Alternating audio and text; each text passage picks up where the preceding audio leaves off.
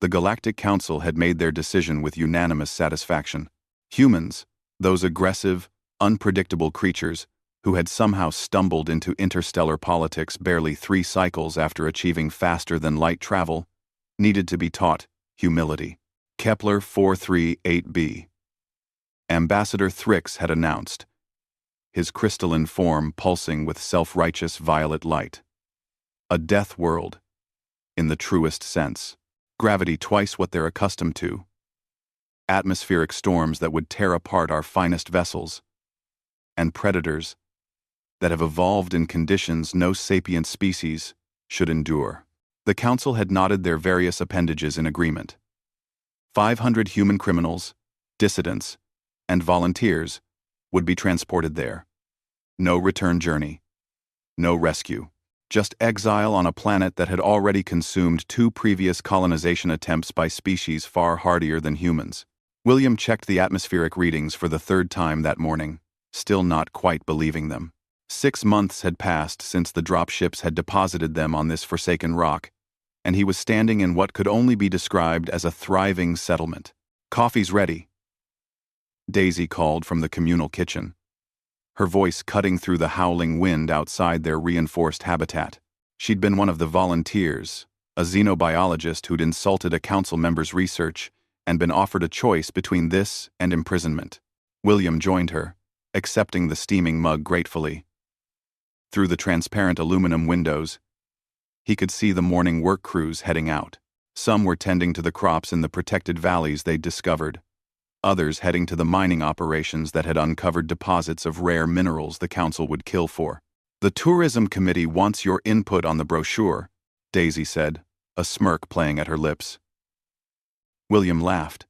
The Tourism Committee had been Daisy's idea, born from spite and scientific curiosity, in equal measure. If they were going to be stuck on this death planet, they might as well document why it wasn't so deadly after all, at least not to humans. The truth was, Kepler 438b reminded William of Earth's extreme environments, all rolled into one. The gravity? Humans adapted. Their bones strengthened. Their muscles grew denser. The first month had been brutal. But now they moved with a efficiency that would terrify their lighter gravity jailers. The atmospheric storms, they'd learned to read them, predict them, even harness their energy. The predators? Well, the predators had learned to avoid human settlements after a few unfortunate encounters. "Did you hear about the hunting party yesterday?" Daisy asked, pulling up a video on her tablet. "They tracked a Razorback Alpha, you know, those 6-meter monsters that supposedly killed an entire Krolix survey team. They just wanted samples for the genetic database." William watched as the footage showed a coordinated team of humans working together with frightening precision. They'd adapted military tactics, persistence hunting strategies, and trap building that would make their ancestors proud. The Razorback, for all its armored hide and venomous spines, never stood a chance. "We're sending the council monthly reports," Daisy continued, her eyes gleaming with that particular joy she got when proving someone wrong. "Population. Stable. And growing. Mortality rate. Actually lower than on the colony ships. Economic output. We've already started refining those rare earth minerals. They were so certain, were unreachable." The irony wasn't lost on William. The council had sent them here to die, or at worst, to barely survive as a cautionary tale. Instead, humans had done what humans always did. They'd adapted, persisted, and thrived. The communication array had been their first major project. Jury-rigged from salvaged dropship parts and materials they'd manufactured themselves. It shouldn't have worked, but desperation bred innovation, and human engineers had a particular talent for making the impossible merely improbable. Their first transmission back to the council had been simple. Alive. Thriving. Send more coffee. The second had been more elaborate. Daisy had spearheaded it, compiling data, images, and testimonials. They'd called it the Kepler 438b Experience, humanity's newest adventure destination.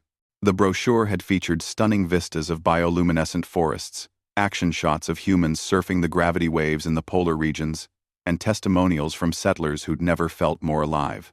There was even a section on the local cuisine. It turned out that properly prepared razorback meat tasted remarkably like a cross between beef and lobster. The council's response came through this morning, William said, checking his own tablet. Official statement. The human settlement on Kepler 438b remains under quarantine and observation. And the unofficial response? Daisy prompted. William grinned. 3 different species have filed inquiries about adventure tourism opportunities. And the Krolix want to know how we neutralized the razorbacks. Apparently, they've been trying to colonize a similar planet for decades with no success. Daisy raised her coffee mug in a mock toast.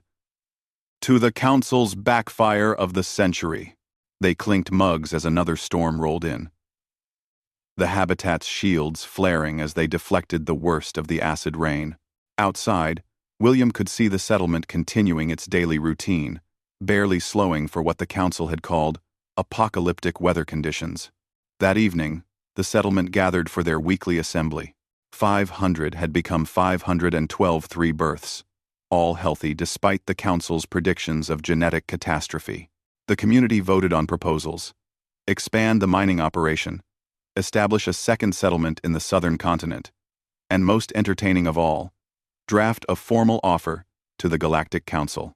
We, the human inhabitants of Kepler 438b, the proposal read, hereby offer our services as extreme environment consultants.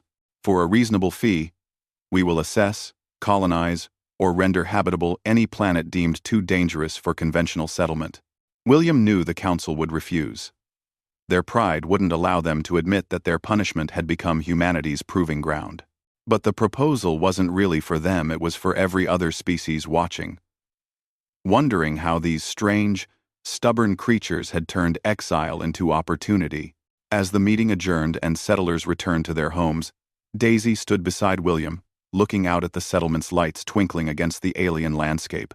You think we'll ever get off this rock? She asked. William considered the question. Rescue ships would come eventually, whether the council wanted them to or not. But looking at what they'd built, at the community that had forged itself in adversity, he wasn't sure he wanted to leave. Maybe, he said finally. But I think the real question is, why would we want to? Daisy smiled, understanding perfectly. The council had dropped them on a death planet as punishment. Humans had done what humans always did. They'd conquered it, claimed it, and were now offering guided tours. The brochure's tagline, suggested by Daisy herself, summed it up perfectly. Kepler 438b, where death worlds come to die.